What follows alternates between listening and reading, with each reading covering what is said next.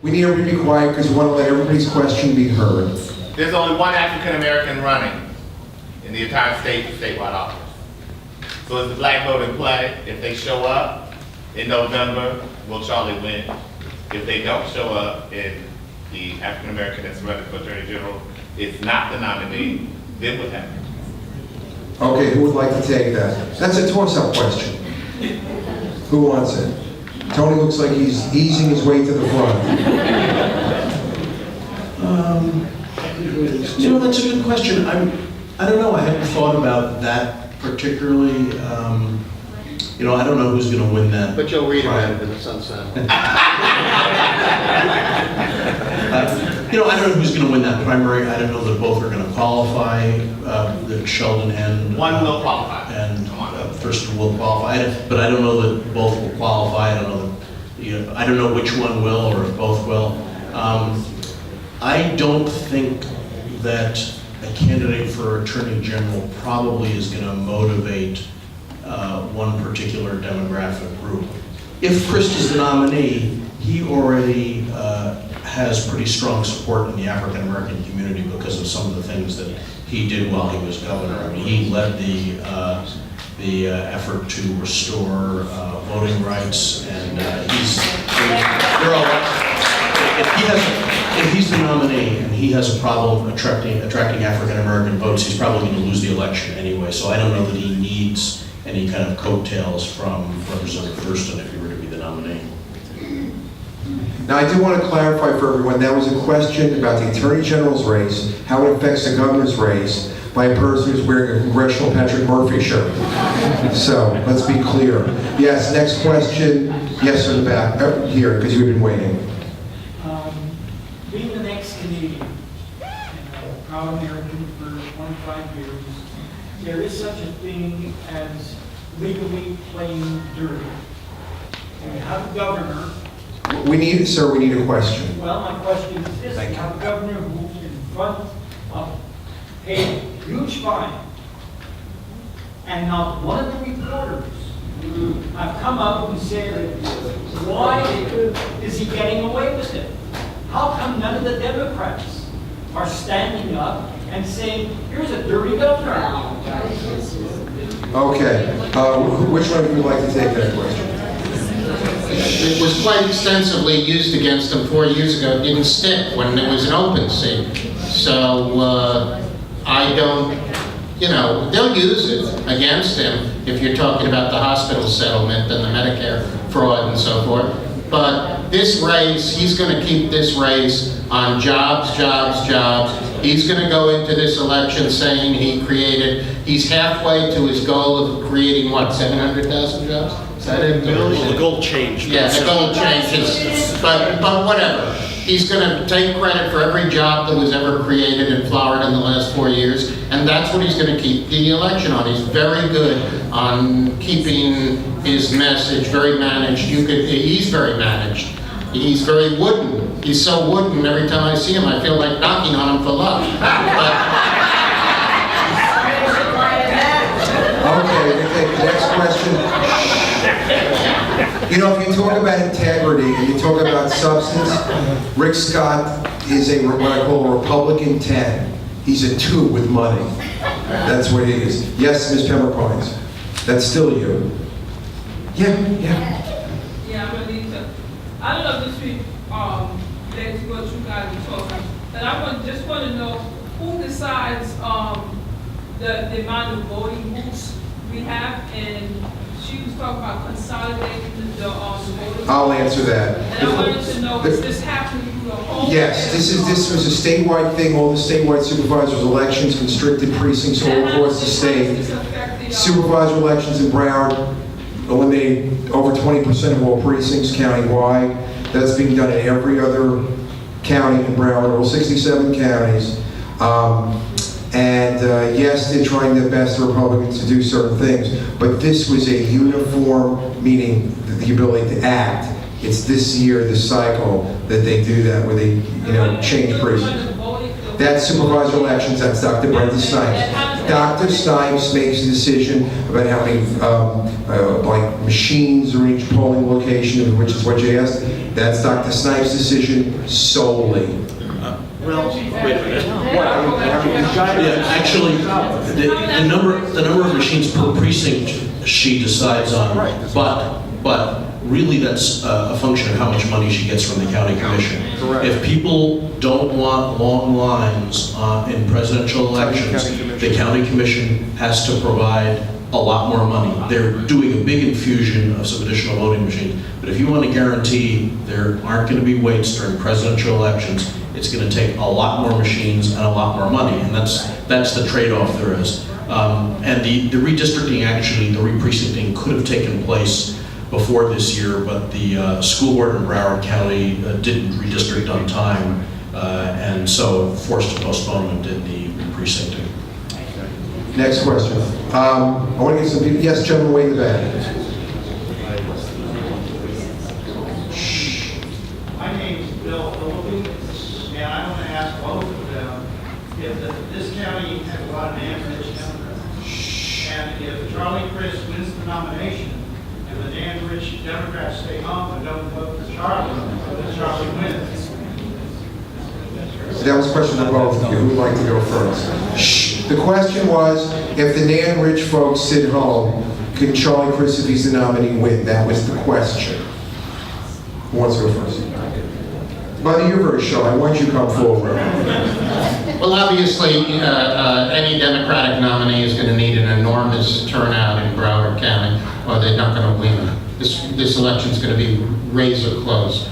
If they stay home because they're mad at the nominee, welcome to 4 more years. Yeah. That's all I've got to say.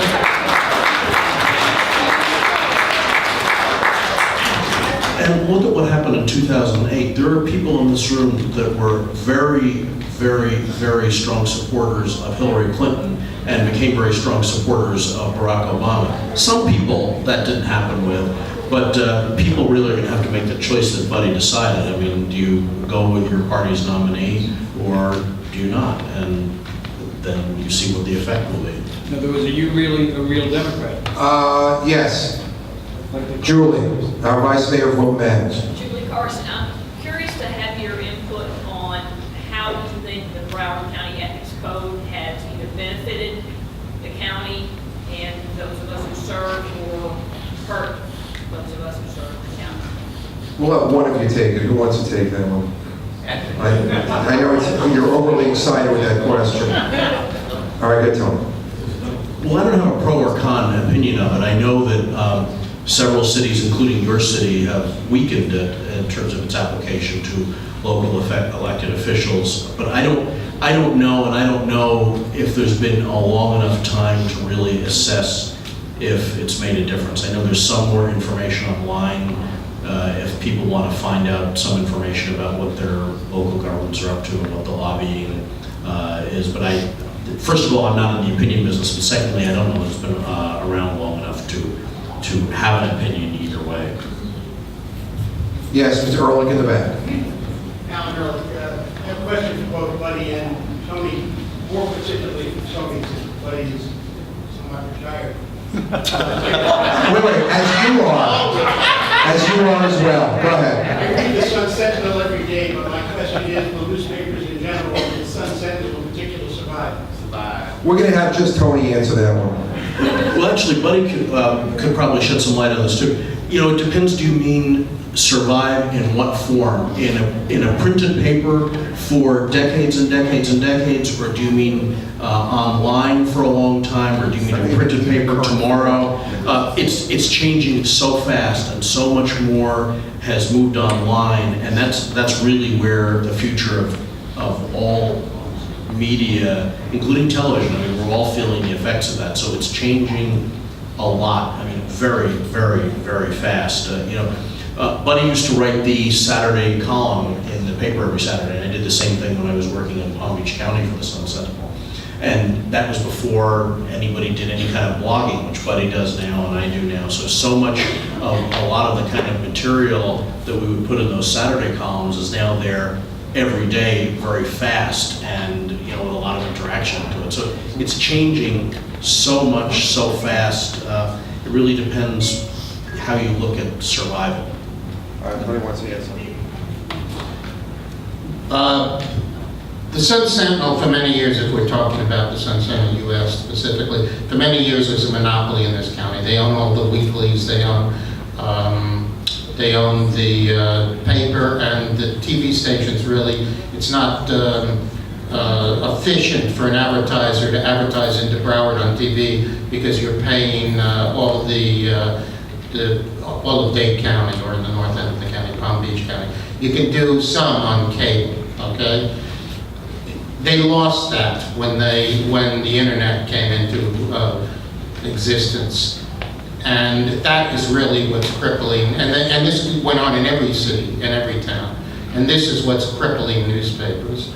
It's in addition, the newspapers have no young audiences, and I'm talking about the print newspaper now. They just don't have a young audience. And by the way, it's not exclusive to the print media. Television local news is dying as fast. And next time you watch, if you ever do, the television local news, see what their ad base is. Viagra, blood pressure pills, Medicare insurance. They're advertising to people like me.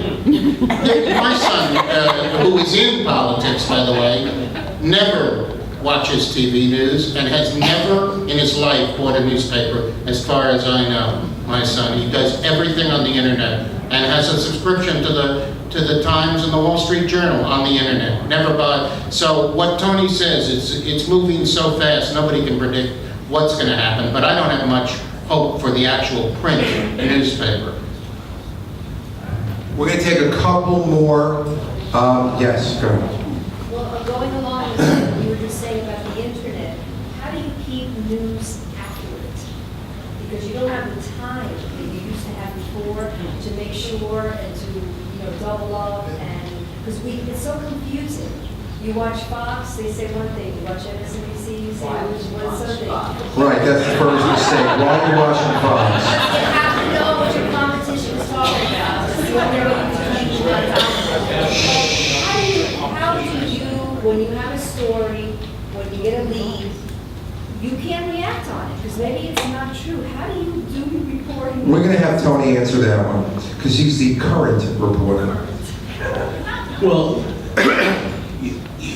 you do the same, we at the paper do the same kinds of things that we've always done, and we try and verify and vet information as much as we can. And one of the advantages to the online environment is you can update it and get additional bits and pieces of context, and then usually you can wrap it up by the end of the day and really have something that I wouldn't say is more accurate, but may have more context to it that will get into the next day's newspaper or the weekend's newspaper.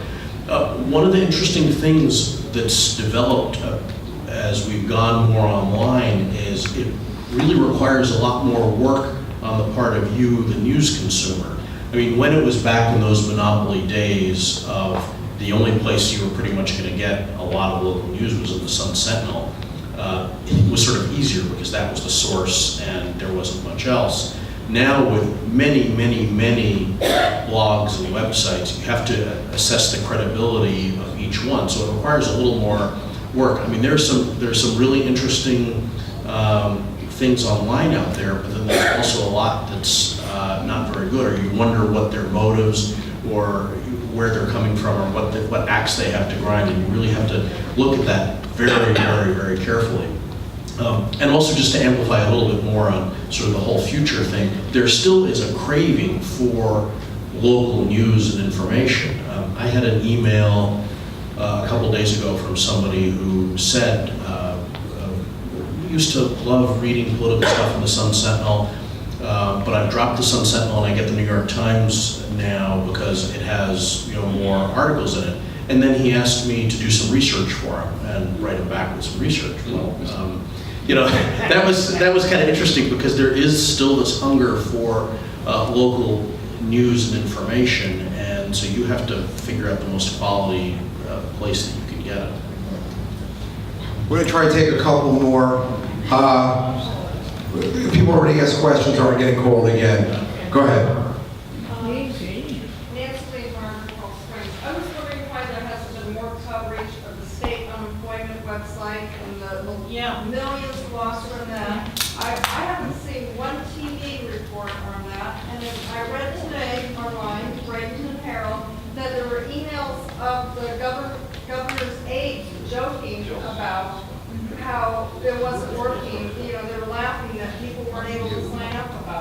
That sounds like shades of Chris Christie. It really does. You know, the aides laughing over people's misery. Who wants to take that? Well, we have had stories about that. You know, I think I have seen, maybe I've seen it online when we're just talking about some TV reports on it, but I honestly can't say that for sure. You know, it has been reported on, at least as far as the Sun Sentinel is concerned, but why it hasn't gotten more attention, I don't know. We're going to take one or two more. Yes, in the back. The point of local news is the desire to have local news. Patch.com, which really isn't very popular down here in the Northeast, is huge for local political news. They had a huge sweep of layoffs that happened in late January. What do you see as being the future of local news in terms of it being owned by a conglomerate like that, where you can have multiple small reporters reporting in municipalities across, you know, the U.S.?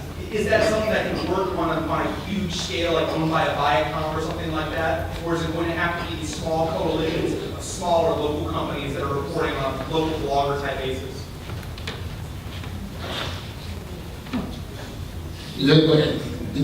What we said earlier is, and it's still true, nobody knows what the future is. Nobody has found a formula to really make money on the internet. And, you know, AOL tried, what was it called, Patch? Yeah, and that's what he was just saying. Oh, okay. Patch, and they couldn't make it go. Again, most of the people who do local news either do it like me and just as a hobby, or they make minimal amounts of money. And it's hard to make money. It's the same reason the Sun Sentinel made a lot of money, because they were a monopoly. Now there's places, there's 50, 100 places in Broward County on the internet you can advertise. And when you split up that money, there's not enough for any one person to live off of, or any one big company to be interested. We're going to take the final question. They will be around when the meeting's over, because we just have a few announcements once we finish this. So they will be available. Jack, final question in the form of a question. You both mentioned that you do blogs. Why do you permit the anonymous bloggers to attack people just with phony stuff, even if it's real stuff? Allow them to have the cloak of anonymity and not to have to... The question was, why does any of these publications, represented here and perhaps others, allow people to blog without giving their real name? How can the reader discern? Okay. We're both of you. Why don't we have both of you answer this? I only do it when the thing is about you. I don't think there's anything in the Constitution. I think there's been cases on this that require somebody to give their name. I try to weed out, at my own legal jeopardy, by the way, because the law is that if you put anything up without any editing at all, I have no legal liability at all. I'm like a common carrot, like the telephone company.